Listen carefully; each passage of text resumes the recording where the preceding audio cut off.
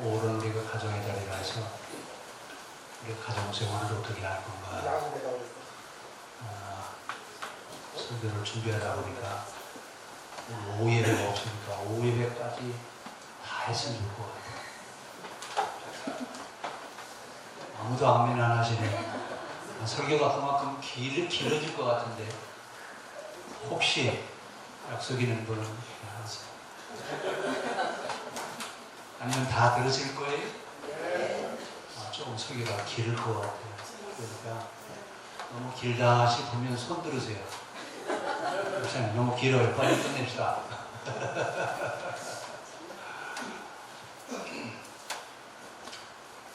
우리가 가정생활 어떻게 할 건가? 모범 답안이 있으면 답안대로 하면 좋은데 모범 답안이 없습니다. 가정마다 사는 방법이 다 다르고 가정마다 음식을 먹는 방법도 다르고 생활 습관도 다르고 생각도 다 달라요. 근데 어떻게 하면 행복하게 살 수 있을까? 자, 행복하게 살아가야 된다라고 하는 것은 우리의 목표입니다. 목표인데 어떻게 하면 행복하게 살아갈 수 있겠느냐라고 하는 얘기입니다. 그래서 우리는 행복하게 살아가게 하기 위해서 하나님 우리에게 가정을 주셨습니다. 근데 그 가정이라고 하는 것은 만남을 통해서 형성이 되었습니다. 제일 먼저 남편과 아내라고 하는 남자와 여자라고 하는 분이 남편과 아내로 만나기 시작하면서 가정이 만들어지기 시작합니다. 그래서 가정이 만들어지며 자녀가 형성이 되고 그 자녀와 부모와의 관계, 남편과 아내의 관계, 또 나 자신이 가정 속에서 어떤 관계가 형성이 되어져야 되느냐. 이것은 모두가 다 만남이라고 하는 그런 과정을 통해서 가정에서 형성되어지는데 그 만남을 통해서 우리는 어떻게 하면 행복하게 살아갈 수 있겠느냐라고 하는 얘기입니다. 그래서 만남을 통해서 행복한 가정생활을 시작하는데 맨 먼저 부모와 자녀와의 관계 속에서 어떻게 행복하게 살아갈 수 있겠느냐. 이 부모와 자녀와의 관계는 여러분 부모가 늘 자녀들에게 많은 기대를 하는데 어제도 신방 아저씨가 그런 얘기를 했습니다. 부모의 꿈을 아이에게 전가시키지 마라. 되게 부모들이 아이를 키우면서 자기가 이루지 못하는 것을 누구한테 대신 기대를 해요. 자녀들에게 대신 기대를 해요. 내가 못했으니까 네가 좀 해줘라라고 하면서 꿈을 자녀에게 전가시키기 일상인데 우리 여러분 우리 아이 있는 그대로 키웠으면 좋겠어요. 우리 아이가 세상에 태어날 때 하나님이 그 아이에게 주는 재능이라든지 그 아이만 가질 수 있는 어떤 특성이 있습니다. 이런 것들을 우리는 찾아서 그 아이가 바르게 자랄 수 있도록 만들어주는 그런 역할을 하는 것이 부모의 역할인데 근데 이제 우리 자녀들에게 우리 자녀가 어떻게 하면 잘 성장할 수 있겠느냐. 그래서 늘 부모는 좋은 환경을 만들어줘야 되고 어떤 경제적인 어떤 풍요를 만들어서 그들이 여유롭게 잘 살아가기를 바라는데 사실은 심리적이고 인간적인 관계가 더욱 소중하다라고 하는 이야기입니다. 그러니까 자녀를 자녀되게 가르치기 위해서 큰 돈이나 어떤 높은 학식이나 어떤 사회적인 지위가 반드시 필요한 것이 아니라고 하는 겁니다. 그래서 우리는 그런 것들이 형성이 되어야 아이들을 잘 가르친다고 생각하는데 아이를 잘 가르치기 위해서는 너무 자애롭지도 않아야 되고 또 너무 엄격해서도 안 됩니다. 너무 엄격하다 보면 아이가 아이대로 자랄 수 없고 또 너무 자애로우면 또 아이가 너무 넘어야 선을 넘어갈 수가 있습니다. 그래서 절제된 사랑도 필요하고 엄격하게 보이면서도 자애로운 양면성을 지니고 있는 부모가 필요한데 그럼 이제 우리 우리 자녀들이 자녀답게 우리 가정 안에서 잘 자라게 하기 위해서는 제일 중요한 것은요, 부모가 본보기를 보여주는 것. 부모들이 어떻게 살아가느냐, 부모가 어떻게 사느냐라고 하는 이야기는 아이들에게 어떻게 살아가라고 하는 말과 똑같습니다. 근데 우리는 되게 뭐라고 해요? 자기는 그렇게 못 살면서 아이들한테 뭐라고 그래요? 어떻게 살으라고요? 자기는 똑바로 안 살면서 아이들에게 똑바로 살으라 그러면 아이가 똑바로 살 수 있어요? 절대 그렇게 못 삽니다. 왜냐하면 부모의 역할은, 부모는 자녀에게 모델을 보여주는, 삶의 모범을 보여주는 모델이지, 부모는 결코 자식에게 무언가 줄 수 있는, 준다라고 하는 그런 생각 우리는 버려야 됩니다. 그래서 우리가 교육이 중요한데, 이 교육에 대한 이야기는 우리 여러분 잘 아는 이러한 맹모삼천지교입니다.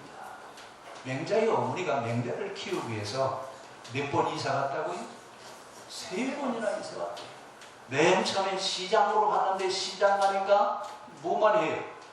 늘 장사하는 겁니다. 그러니까 날아가서 얘가 뭐 하는 거예요? 장사만 하는 거. 그래서 안 되겠다. 그래서 이제는 공동묘지로 이사를 갔더니, 공동묘지에 가면 무슨 일이 생겨요?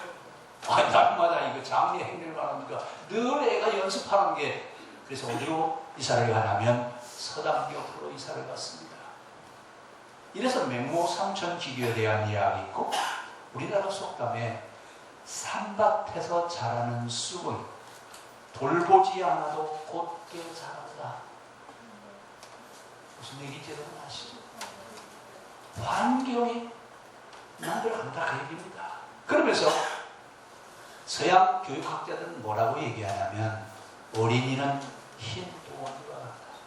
아무것도 그려져 있지 않는 백두아리와 같은 것이 어린아이인데, 그 어린아이에게 무슨 그림을 그려주느냐에 따라서 그 아이가 달라진다고 해요. 그래서 탈무드에서는 뭐라고 말하냐면, 물고기를 주기보다 물고기 잡는 방법을 가르치고, 남보다 우수하기보다는 차이가 있는 사람으로 키워야. 자, 이 이야기를 하면서 우리는 이 탈무드에서는 지식과 지혜를 강조합니다. 그런데 오늘 우리는 아이들을 키우면서 남보다 우수한 자가 되기를 바라는데, 사실은 우수한 자가 되기보다는 차이가 있는 사람으로 키워야 된다 그 얘기입니다. 자, 그러면서 우리가 자녀들을 어떻게 키워야 되느냐? 자녀들은 부모가 믿어주는 것만큼 큽니다.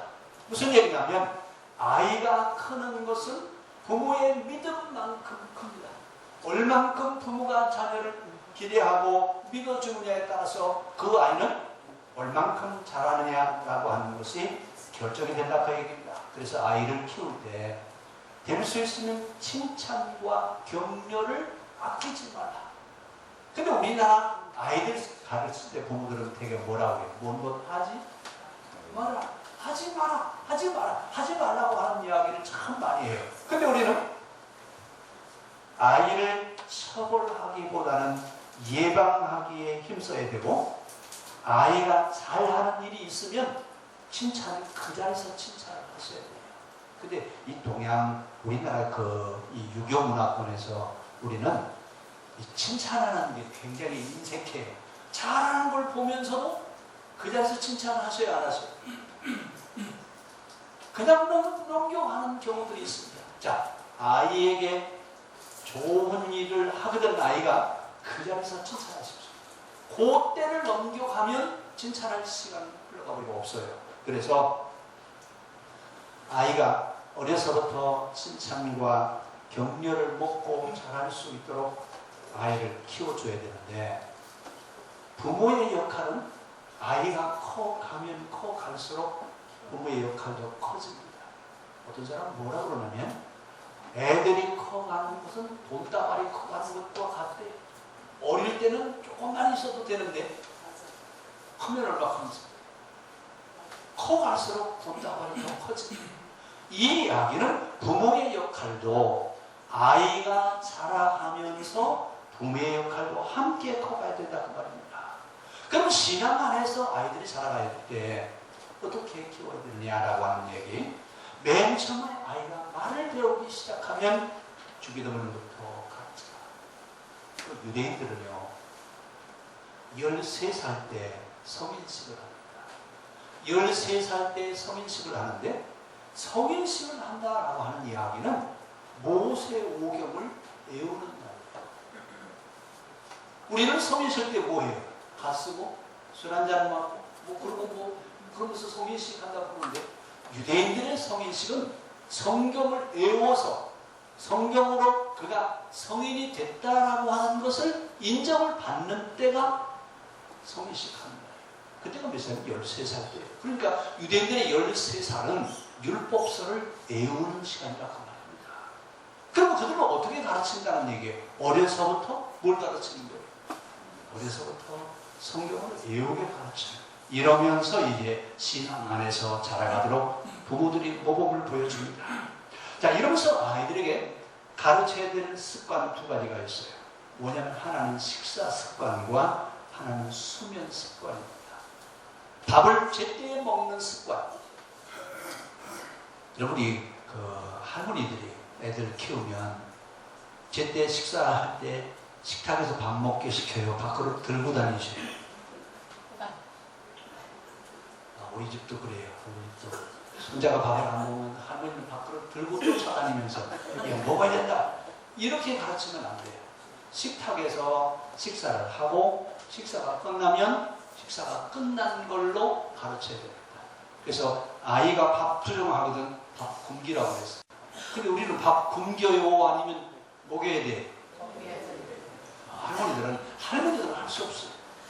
근데 부모들은 어떻게 해요? 부모는 아이가 식사 습관을 가질 수 있도록 어려서부터 식탁에서 밥 먹는 습관을 길러주라고 말합니다. 그리고 저녁에 잘 때는 꼭 정해진 시간이 되면 어떻게 해야 돼요? 자는 습관을 길러주라고. 이것은 어렸을 때 습관이 들어지지 않으면 커서는 습관이 되지 않습니다. 그래서 식사 습관과 수면 습관은 어려서부터 잘 가르쳐서, 밥은 항상 어디서 먹는 거예요? 식사 시간에 밥을 먹는 습관을 들여주는 것 어려서부터 하라고 말입니다. 그러면서 아이가 의무와 권리가 모두 같이 있음을 알아야 돼요. 근데 이제 아이들을 키울 때 우리는 의무와 권리가 있는 것을 가르쳐요? 권리만 주장해요? 대개 아이들이 자랄 때 보면 자기 의무는 전혀 생각하지 않고 뭐만 주장해요? 권리만 주장해요. 아이에게도 의무와 권리가 있다고 하는 것을 어려서부터 훈련해야 됩니다. 그러면서 이제 부모가 자녀에게 가르칠 때 어떻게 가르쳐야 되느냐? 지혜와 건강과 신앙과 인간관계를 균형 있게 틀을 잘 닦아주는 것, 가정에서 부모가 가르쳐야 될 겁니다. 대개 우리가 학교에 가면 아이들이 이런 문제가 해결될 거라고 생각하는데 학교는 이런 것을 가르치지 않습니다. 지혜와 건강과 신앙과 인간관계 하는 틀은 가정에서 가르쳐줘야 되고, 이것을 가르치면서 부모가 해야 될 일이 하나 있는데, 부모는 자식을 위해서 늘 기도하고, 기도를 통해서 자라는 아이와 기도하지 않고 자라는 아이는 뒤에 가서 이제 통계로 나와 있는 것을 말씀을 드리겠습니다만, 아이가 어려서부터 주 안에서 신앙 안에서 자랄 수 있도록 부모의 기도를 먹고 자란 아이와 그렇지 않은 아이들을 통계를 내놨는데, 미국에는 뉴욕 교육위원회에서 비신앙인과 신앙인의 한 자손을 선별해서 이제 비교를 했는데, 프리스턴 대학교 설립자인 에드워드 요나단 목사님의 가정과 뉴욕에서 살롱이 뭐 하는 건지 저는 잘 몰라요. 술집을 해서 거부가 된 무신론자인 마크스 슐츠라고 하는 이 두 사람의 가문을 5대손까지 조사를 해봤어요. 그런데 신앙 안에서 자란 에드워드 목사님 가정은 전부 다 몇 명이냐면 896명이에요. 5대손까지. 그런데 무신론자인 마크스 슐츠라고 하는 사람의 가정은 5대까지 1062명이에요. 지금 숫자만 계산하지 마시고 그 다음에 에드워드 목사님의 자손 5대손에 어떤 사람들이 있었느냐? 선교사와 목사가 116명, 교사, 교수, 학장, 총장, 교육자가 86명, 이 가운데 총장이 3명이고 학장이 66명이에요.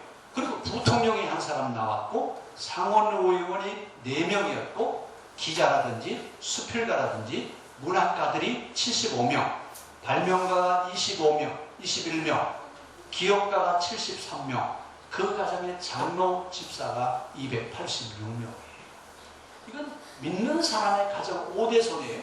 그럼 믿지 않는 무신론자이면서 거부가 된 그런 마크스 슈트라는 사람의 가문은 5대손까지 1062명이라고 그랬어요. 1062명이 5대손까지 이들이 평균 교도소 생활하는 것이 평균 5년이에요. 이렇게 5년 동안 5년 이상 교도소 생활한 사람이 96명, 정신병자, 알코올 중독자가 58명, 율락녀가 65명, 정부 보증을 받는 극빈자가 286명, 불황식 환자가 460명. 이 사람들이 사고 친 그 사고를 처리하기 위해서, 수습하기 위해서 연방정부가 예산을 1억 5천만 달러를 소비했어요. 이건 통계로 만드는 이야기지 우리 이야기가 아니에요. 신앙 안에서 자라는 가문의 아이들과 비신앙 안에서 자라는 가문의 아이들이 어떻게 다르냐라고 하는 것을 5대손을 통해서 통계를 만들어 놨습니다. 자, 이 통계를 통해서 우리는 하나님을 섬기는 가정, 하나님을 섬기는 가정에서 자라는 사람들은 어떻게 살아가는 사람들이 되느냐라고 하는 것과 하나님을 사랑하지 않는 무신론자 가정에서 자라는 아이들은 어떻게 자라냐? 이건 통계가 얘기하고 있습니다. 우리 자녀들 신앙 안에서 믿음으로 자랄 수 있도록 늘 기도해 주시기를 바랍니다. 그 다음에 이제 남편과 아내의 관계, 가정 안에서 남편과 아내의 관계는 어떻게 해야 되냐라고 하는 얘기예요. 남편과 아내는 결혼이라고 하는 것을 통해서 남편과 아내의 역할이 주어지는데, 이 결혼이라고 하는 제도는 하나님이 만드신 가장 신비한 제도입니다. 천지를 창조해 놓으시고 아담을 만드셨는데 아담 홀로 있는 것이 애롭게 보여서 창조하신 것이 누구예요? 근데 하와를 하나님이 창조하시고 아담에게 보내줄 때 아담이 뭐라고 얘기했냐면 살 중에 살이요, 요 중에 뼈로다. 누구의 고백이? 아담의 고백이. 그래서 둘이 아담과 하와가 이제 서로 같이 한 가정을 이루면서 남편과 아내라고 하는 그런 가정을 형성해가면서 남편과 아내의 역할을 감당을 하는데, 자, 처음에는 그렇게 하나님 창조하셔서 남자와 여자가 만나서 결혼을 하게 했는데, 그럼 이제 우리가 아이들을 키우면서 이제 결혼을 시켜야 되는데 결혼 조건은 어떻게 제시해야 되느냐? 되게 여러분 요즘 뭘 봐요? 돈이 얼마냐? 제일 먼저 뭐예요? 돈이 얼마냐? 어느 대학 나왔는지 여러분 그러는데, 저는 결혼 조건을 이렇게 얘기합니다. 첫째는 사람이 되느냐? 사람됨이 중요하다고 봅니다. 그래서 사람됨에 대한 이야기를 한문으로 어지린자를 써요. 사람답게 살 수 있는 사람이냐라고 하는 얘기예요. 두 번째, 신앙인이냐, 믿음이 있느냐. 그 믿음은 경험에서 형성되어진 믿음이 있느냐라고 하는 얘기예요. 그 다음에 세 번째가 무엇을 할 수 있는 능력이 있느냐. 무엇을 할 수 있는 능력이 있느냐. 네 번째, 건강하냐. 네 가지만 보면 될 거예요. 여러분들은 만약에 며느리와 사위를 본다면 어떤 조건으로 보십니까? 어떤 조건이? 저는 이 네 가지 조건을 본다고 그랬습니다. 첫째가 사람 대립입니다. 사람 못 되는 거요. 아무리 신앙이 좋다 할지라도 사람 되지 못하면요, 신앙인 것을 할 수가 없습니다. 교회는 나올 수 있지만 신앙인답게 살 수 없습니다. 그래서 첫 번째 조건이 사람됨, 두 번째가 신앙인, 세 번째가 뭘 할 수 있는 사람이냐, 네 번째 건강하냐. 이 네 가지 조건이면 충분하게 가정을 형성할 수 있을 것 같아요. 자, 이러면서 남녀가 결혼 생활을 하는데, 결혼 생활을 어떻게 하느냐? 여러분들의 결혼 생활은 지금 어떻게 하고 있는지 한번 보세요.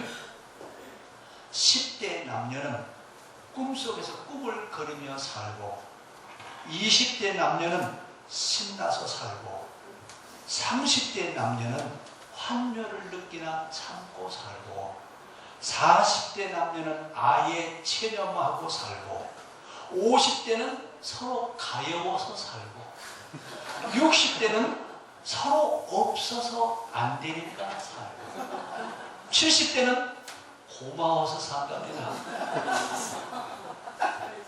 여러분들은 결혼 생활 어떻게 하고 있어요? 예? 자, 이러면서 하여튼 결혼을 해요. 그런데 결혼 생활이라고 하는 것은 사랑과 섬김이 기본이 되어야 됩니다. 결혼 생활은 사랑과 섬김이라고 하는 것이 기본으로 되어 있지 않으면 건강한 부부 생활을 할 수가 없어요. 어떤 부부든지 어떤 결혼 생활이든지 사랑과 섬김이 가장 기초적인 것이라고 하는 것. 만약에 사랑만 있고 섬김은 없다든지, 섬김은 있는데 사랑이 없다든지, 그러면 불행한 결혼 생활을 할 수 있습니다. 그래서 남녀가 결혼해서 이제 결혼 생활을 하는데, 부부가 어떻게 해야 되느냐? 결혼 생활을 할 때 두 사람이 동시에 화를 내지 마. 첫 번째, 어떻게 하라고요? 맞부딪히지 말라, 그 말입니다. 여러분, 맞부딪히면 문제가 생겨요, 안 생겨요? 한 사람이 화를 내면 한 사람은 어떻게 해요? 참아요. 그런 문제가 해결이 돼요. 근데 화난다고 같이 화내면 부딪히면 문제가 생깁니다. 그래서 부부가 같이 살면서 첫 번째가 두 사람이 동시에 화를 내지 마라. 두 번째는 집에 불이 나지 않는 이상 고함을 지르지 마라. 그래요? 고함 지를 일이 있어야 돼요? 없어야 돼요? 없어야 돼요. 그 다음에 우리 한번 따라잡시다. 눈이 있어도 꿈을 보지 말고, 입이 있어도 실수를 말하지 마라. 무슨 얘기? 눈으로 보여지는 흠을 흠이라고 하지 말라. 근데 여러분, 처음에는 다 아름답게 보이는데 살다 보면 어떻게 돼요? 그렇죠? 다 좋아요. 처음에는 좋은데 살다 보니까 좋은 것이 나중에는 그게 흠이 됐고, 그러니까 이제 부부가 같이 살면서 어떻게 살아야 되느냐? 눈이 있어도 뭘 보지 말라고요? 흠을 보지 말라고. 입이 있어도 뭘 말하지 말라고요? 실수한 것을 말하지 말라고. 자, 이러면서 또 우리가 조심할 게 하나 있는데, 다른 사람하고 비교하지 마세요. 이게 옆집에 누구는 말이야 뭐 또 잘하는데 당신은 뭐냐고 그렇게 해요, 안 해요? 안 하시죠? 절대로 부부는 누구하고 비교하지 마세요. 비교하면 그때는 싸워요. 그러니까 다른 사람과 비교하지 말고, 그 다음에 아픈 곳에는 절대 건들지 마세요. 아픈 곳은 건드리면 어떻게 돼요? 그렇죠. 상처에다가 소금 뿌린다고 그러죠. 아픈 곳은 절대로 여러분 건드려서는 안 됩니다. 아픈 곳에 건드리지 마세요. 그리고 불을 품은 채 침실에 들어가지 마라. 불을 품은 채 어떡하라고요? 화를 냈거든 그 화를 풀고 침실에 들어가라. 그리고 늘 부부가 살면서 처음 사랑을 잊지 말라. 근데 여러분 살면서 처음 사랑 기억하세요? 되게 처음 사랑 기억하는 분들 없어요. 거의가 다 잊어버리고 살아요. 근데 늘 처음 사랑을 기억하면서 살라. 그러면서 어떤 일이 있어도 결코 쉽게 단념하지 말라. 그리고 부부간에는 숨기는 일이 없어야 됩니다. 그 다음에 물질보다도 사랑스러운 마음이 중요합니다. 되게 우리는 돈을 먼저 생각합니다. 사실은 돈보다도 내 마음이 중요합니다. 그래서 이런 시를 하나 제가 찾아왔어요. 이채라고 하는 시인이 쓴 마음이 아름다우니 세상이 아름다우라라고 하는 시를 한번 읽어보겠습니다. 밉게 보면 잡초 아닌 풀이 없고 곱게 보면 꽃 아닌 사람이 없으되 내가 잡초 되기 싫으니 그대를 꽃으로 불리리로다. 털려고 들면 먼지 없는 것이 없고 덮으려고 들면 못 덮을 허물이 없으되 누구의 눈에 들기는 힘들어도 그 눈밖에 나기는 한순간이더라. 귀가 얇은 자는 그 입 또한 가랑잎처럼 가볍고 귀가 두꺼운 자는 그 입 또한 바위처럼 무거운 것. 생각이 깊은 자여 그대는 남의 말을 내 말처럼 하리라. 겸손은 사람을 머물게 하고 칭찬은 가깝게 하고 넓은 사람을 따르게 하고 깊음은 사람을 감동하게 하니 마음이 아름다운 자여 그대 그 향기에 세상이 아름다워라. 두고두고 여러분 한번 생각해 볼 것 같습니다. 그 다음에 이제 우리가 자녀하고 어떻게 대화를 해야 되느냐. 제일 어려운 게 이제 아이들이 커가면서 어렸을 때는 대화가 잘 되는데 조금 더 커서 어떤 논리성이 형성이 되고 생각이 형성되어지기 시작하면서부터 아이하고 대화가 돼야 안 돼. 참 어렵습니다. 애들 키우면서 애들하고 대화하는 게 참 어려워요. 자, 그런데 이제 애들하고 대화가 돼야 돼요, 안 돼야 돼요? 자, 아이들하고 대화가 어떻게 하면 좋으냐? 자, 아이들하고 대화를 할 때 주고받는 말만 듣지 말고 그 아이의 마음도 읽어줘야 된다고 하는 이야기입니다. 왜냐하면 말이라고 하는 것은 어디서 나와요? 마음에서 나오는데, 근데 아이가 하는 말은 진짜 속뜻은 다른 데 있는데 말은 또 전혀 다르게 하는 말도 있어요. 그럴 때 있어요, 없어요? 감이 오시나? 문제는 지금 아이가 어떤 말을 하느냐라고 하는 게 중요한 게 아니라 그 마음을 읽어주느냐라고 하는 것이 중요합니다.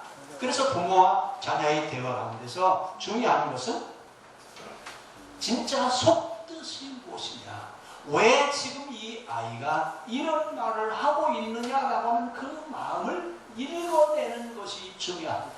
그러니까 아이하고 대화를 하면 아이가 하는 말만 믿지 말고 뭘 파악하라고요? 그 아이가 왜 이 말을 하는지 그 마음의 속뜻을 파악하는 게 중요한데, 되게 아이들이 얘기를 하는데도 부모 앞이니까 아닌데도 이해하는 게 있어요. 그런 거 있어요, 없어요? 아니라고 대답을 해야 되는데 아니라고 대답을 못하고 뭐라고 대답해요? 예라고 대답하는 거 있어요. 이건 부모가 빨리 파악을 해야 돼요. 제가 아닌데 할 수 없어서 예하는구나. 이것을 여러분 빨리 파악해야 됩니다. 자, 그러면서 이제 아이를 어려서부터 키워야 되는 방법 가운데 하나가 뭐냐면 부모에게 존칭어를 쓰게 하고 인사하는 훈련을 어려서부터 시켜야 됩니다. 되게 아이들은 어려서부터 이 존칭어를 쓰지 않으면 커서도 쓰지 않습니다. 우리 손녀 자랑을 좀 하겠습니다. 녀석이 유치원 다닐 때인데 집에서 늘 존대를 쓰는데 학교 유치원 다니까 애들이 반말하고 욕을 하니까 집에 와서 우는 거예요. 왜 우냐 하니까 애들이 나한테 반말을 해. 어떻게 키운 거예요? 여러분, 집에서 존칭어를, 존대어를 쓰는 아이하고 집에서 막말을 하는 아이는 인격 자체가 달라요. 우리는 어려서부터 아이한테 부모에게 존칭어를 쓰게 하고 인사하는 훈련하세요. 우리 이정철 원사님이 수정이한테 이리 오너라. 뭘 하시나? 그랬더니 인사하는 것을 가르치시더라고요. 맞습니다. 그렇다. 어려서부터 저렇게 아이가 어른을 보면 인사하는 훈련을 키우는 거 이거 잘하는 거예요. 어른들이 아이들한테 가르쳐야 되는데 그래야 그 아이가 어려서 부모에게 인사하면 어른들 보면 인사할 줄 압니다.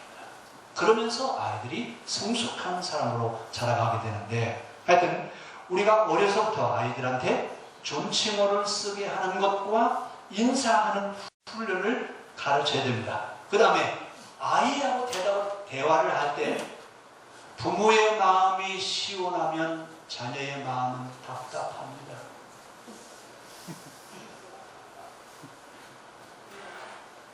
근데 우리는 어떤 대화를 원해요? 예? 누가 시원하기를 원해요? 내가 시원한 대화를 해야 좋은 대화를 했다고 생각하는데 그 이면에 그 아이는요 답답하다고 그러면서 대화를 하면서 우리는 내가 늘 이기려고 하지 마십시오. 대개 대화가 안 되는 이유가 어디냐면 내가 어른이니까 내가 이겨야 된다는 얘기예요. 그 대화는 대화가 아니라 전쟁터, 싸움터가 돼버리고 말아요. 대화가 안 됩니다. 그러면서 어떤 이야기를 하든지 대화를 할 때는 왜 대화를 하는지 그 목적을 바로 이해해야 됩니다. 대화하다가 이러면 되게 목적을 잃어버리고 너 전에 말해, 전에도 그랬잖아 그러면서 뭘 꼬집어내. 전에 실수한 거 끄집어내면 이 아이가 대화하겠어요? 안 하겠어요? 대화하려고 하지 않습니다. 대화할 때는 항상 목적을 잊지 말고 아이가 칭찬할 일이 있거든 바로 칭찬을 해 주십시오. 그리고 아이가 뭘 물어본다든지 뭘 상의하려고 대화를 할 때는 부모의 이야기를 먼저 하지 마시고 내 생각은 너는 어떻게 생각하고 있었느냐 먼저 물어보십시오. 근데 우리는요 아이가 뭘 상의하러 오면 우리는 되게 결론부터 내려요. 그렇죠? 결론 내려놓고 된다 안 된다? 그럼 대화가 돼야 안 돼요. 전혀 대화가 되지 않습니다. 자 그러면서 이제 먼저 아이의 생각을 물어보고 만약에 부모가 그것이 이해가 되지 않거든 아이한테 계속 물어보세요. 물어보면서 나는 네가 뭘 하든지 너를 도와주고 싶어서 묻는 것이지 네가 하는 일을 방해하려고 묻는 것이 아니라고 하는 것을 확인시켜 주십시오. 엄마나 아빠가 자기 편이라고 하는 생각이 들어야 아이가 대화를 하지 그렇지 않고 통보를 한다든지 결론을 내린다든지 그러면 아이가 대화하려고 하지 않습니다. 그리고 우리가 이제 대화를 하면서 부모의 말은 답이고 자녀의 말은 문제다. 이런 공식은 빨리 버리십시오. 되게 이제 아이들이 커가면서 부모하고 대화가 되지 않는 이유가 어디냐면 항상 부모가 하는 말은 옳고 자녀들이 하는 말은 잘못됐다고 하는 이런 생각을 가지고 대화를 하면 아이들하고 대화가 되지 않습니다. 그러면서 아이들이 습관화돼야 되는 그런 것은요. 그 습관이 몸에 뵐 때까지 이야기하십시오. 그 아이는 잔소리로 들을 수 있지만 잔소리로 들어도 상관없으니까 될 때까지 얘기를 하십시오. 우리는 되게 하다가 안 되면 누가 포기를 해요? 아이가 먼저 포기해요? 부모가 먼저 포기해요? 되게 부모가 먼저 포기해버려요. 그런데 될 때까지 이야기를 하십시오.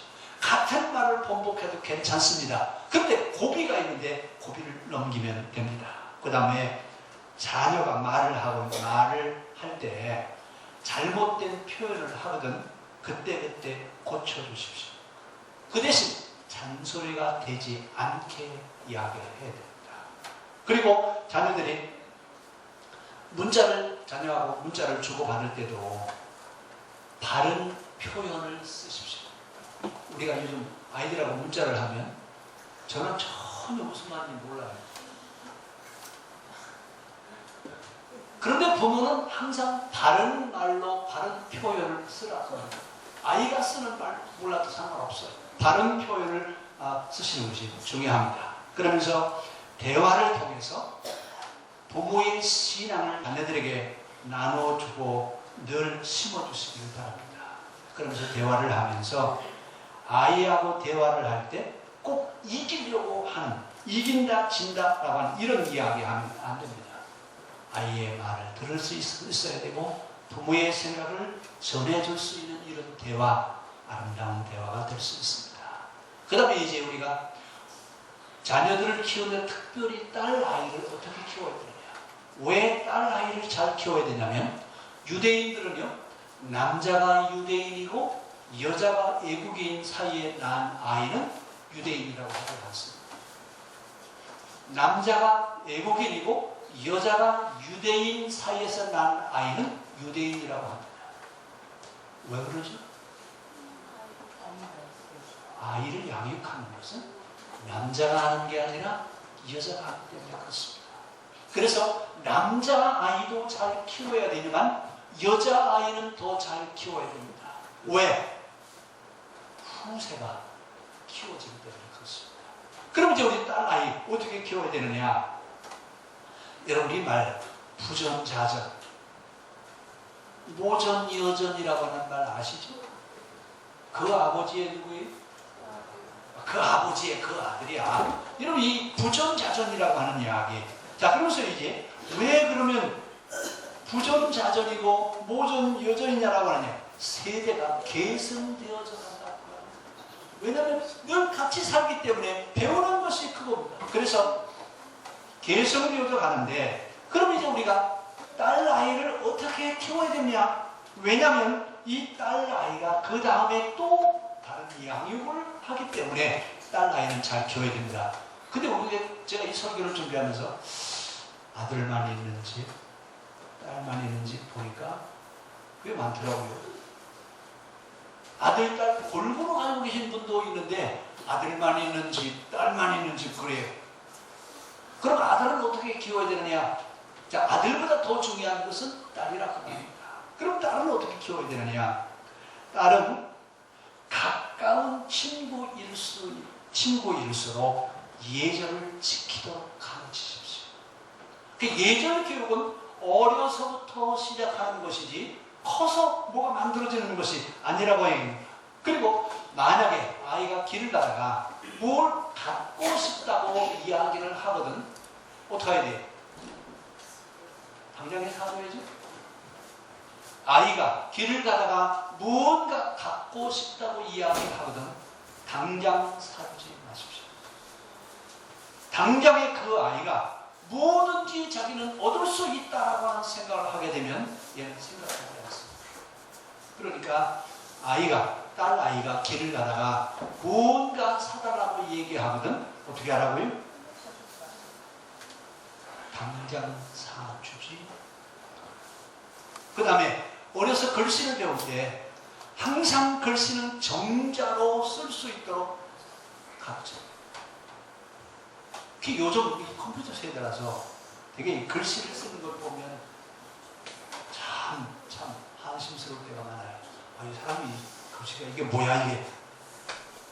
어려서 이런 글씨 교육, 옛날에는 저는 학교 다닐 때 이 펜 글씨를 아주 3년 동안 부지런히 배워왔어요. 그때는 볼펜이었어요. 이거 찍어가지고 그리고서 펜으로 글씨 배웠는데 요즘은 볼펜으로 글씨를 쓰기 때문에 글씨가 잘 안 늘어요.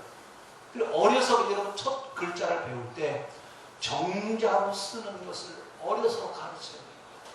어려서 정자로 쓰는 글씨 연습을 하지 아니하면 자기 나름대로의 필체가 있어가지고 걷잡을 수 없게 됩니다. 그 다음에 길거리에서 군것질 하지 않게 해야 됩니다. 남자아이도 보기 싫어요. 근데 특히 여자아이는 길거리 다니면서 먹고 다니는 군것질 하는 거 하지 않게 해야 됩니다. 그리고 나쁜 책 보지 않게 해야 되고 그런데 아이들이 책을 보는데 아이가 책을 보기 시작할 때 처음서부터 끝장까지 보는 훈련을 어려서 시키십시오. 되게 우리는 아이들이 책을 보다가 실책 나면 어떻게 해요? 갖다 그냥 놓고 또 다른 책을 갖다 보는데 이러다 보면 아이가 커서 제대로 책을 봐야 될 때 가서 책을 볼 수가 없어요. 왜? 어려서부터 습관이 어떻게 됐습니까? 중간에 그냥 포기해버리는 그런 습관을 가졌기 때문에. 그래서 아이가 책을 보기 시작하거든 처음부터 끝까지 보는 훈련을 시켜줍니다. 지금 우리 할머니들 애들 잘 키우셔요. 애들 책 볼 때 어떻게 하라고요? 처음부터 끝까지. 아니 그림만 보는 공부를 하더라도 처음부터 끝까지 보게 하는 훈련을 어려서부터 해야 됩니다. 그 다음에 남에게 딸의 체면을 깎는 이야기는 해서는 안 됩니다. 그리고 여자아이는 남의 물건을 빌려다 쓰는 습관을 들이서는 안 됩니다. 남자도 역시 마찬가지예요. 남의 물건을 절대로 빌려다 쓰지 않도록 훈련을 시켜야 됩니다. 그리고 남의 이야기를 엿듣지 못하게 하고 남자의 음흉한 유혹에 빠지지 않도록 어려서부터 가르쳐야 됩니다. 그리고 어떤 물건이든지 소중히 여길 줄 알게 가르쳐야 되고 어려서부터 밥 짓고 설거지하는 거 어려서부터 가르치십시오. 근데 요즘은 잘 해요, 안 해요? 안 하죠. 어려서부터 가르치십시오. 어려서부터 엄마가 부엌에서 어떻게 일을 하는지 그걸 어려서부터 가르치라 그 말입니다. 그리고 시장에 갈 때는 종종 데리고 가십시오. 아이들이 시장에 가서 물건을 어떻게 사는지 아이들한테 보여줘야 되고, 그 다음에 중요한 것, 속옷은 자기가 빨게 가르치십시오. 이건 어려서부터 가르쳐야 됩니다. 그리고 예의 바르고 인사성 밝은 아이로 키워야 됩니다. 그러면서 자기 주변의 정도는 자기가 하도록 하십시오. 그리고 무엇을 잘못했거든 그 아이에게 화부터 내지 말고 무엇을 잘못했는지 설명해 줘야 됩니다. 그러면서 책을 끝까지 읽는다든지, 그리고 아이가 학교 갈 때는 절대로 울려보내지 마십시오. 아이가 학교 갈 때 어떻게 하라고요? 울고 가지 않게 하라고요. 울고 간 아이는 학교 가서 공부를 할 수가 없습니다. 그러면서 항상 목을 정결하게 하고 부드러운 여자로 살아가도록 어려서부터 가르쳐서 2세, 3세 교육이 어려서 잘 만들어질 수 있기를 바랍니다. 그러면서 우리의 가정이 부모와 자녀의 관계, 남편과 아내의 관계, 또 자녀들을 우리가 어떻게 양육할 것인가, 그러면서 행복한 가정을 이루어갈 수 있는 성도의 가정이 될 수 있기를 바랍니다. 기도하겠습니다.